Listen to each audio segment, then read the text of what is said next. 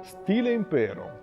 Quale teatro, meglio del Municipale di Piacenza, inaugurato nel 1804, riassume il senso storico di un'opera come la Vestale, apparsa nel 1807 a Parigi e finanziata personalmente da Giuseppina Bonaparte, moglie dell'imperatore.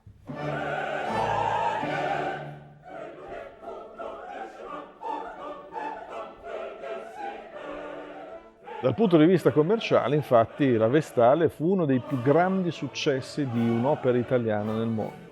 Dopo la prima parigina del 15 dicembre 1807, ben 200 repliche arrisero questo titolo, che divenne anche l'emblema dell'opera napoleonica. Si dice infatti che la Vestale fosse l'opera preferita di Napoleone Bonaparte.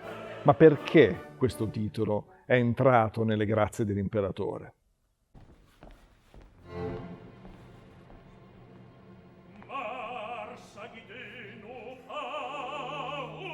La politica, la religione, le ragioni di Stato, la romanità, ma soprattutto il ruolo di Licinio, il protagonista maschile, che ama una sacerdotessa. Queste sono le caratteristiche che evidentemente colpirono l'immaginario di Napoleone, evidentemente attratto da un'atmosfera imperiale, chiaramente del passato, che però poteva tradursi e adattarsi allo scenario politico della Francia del tempo. Licinio è il militare che si fa gloria e valore sui campi di battaglia, è l'uomo letteralmente venuto dal nulla, proprio come lui, Napoleone Bonaparte.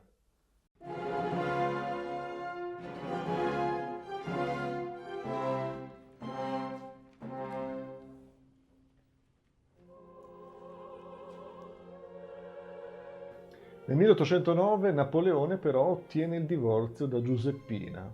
Potrebbe essere la fine dei rapporti tra Spontini e i suoi prestigiosi committenti, invece no, perché Napoleone continuerà a considerare il compositore marchigiano uno dei cavalli di razza della sua scuderia di artisti, tanto da ispirarlo a comporre un'altra opera celebrativa dell'ideologia imperiale, il Fernand Cortés, e poi darà a Spontini anche l'onore di entrare nella commissione che deve giudicare i libretti d'opera prima che vengano messi in scena. E lo stesso Spontini poi verrà celebrato come l'autore della miglior opera del primo decennio di XIX secolo. Quell'opera, appunto, è la Vestale.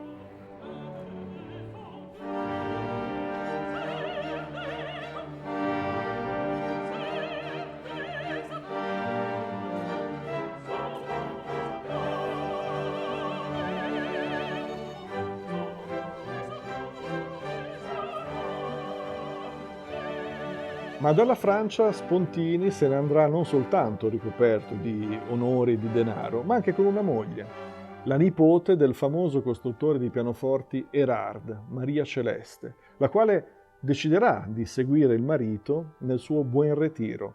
Il Buen Retiro per Spontini è il suo paese di nascita, Maiolati, vicino a Jesi. E siccome la coppia non ebbe figli, i coniugi Spontini decisero di donare gran parte delle loro sostanze al comune e ad opere di bene che ancora oggi vengono fatte in nome e in memoria di Gaspare Spontini. Il 2024, che è il 250° anniversario della nascita di Spontini, contiene un altro anniversario, che è il 70° della storica Vestale cantata da Maria Callas alla Scala. Il regista Gianluca Faraschi, che firma lo spettacolo che vediamo su Opera Streaming, ha voluto proprio istituire un parallelo tra la diva, Maria Callas, e la sacerdotessa, la Vestale. Entrambe in qualche modo sono state accomunate da un destino paragonabile. Una, la Vestale, ha dedicato la sua vita al sacro fuoco di Vesta prima di essere investita dal fuoco dell'amore, e l'altra ha immolato la sua vita all'arte del canto.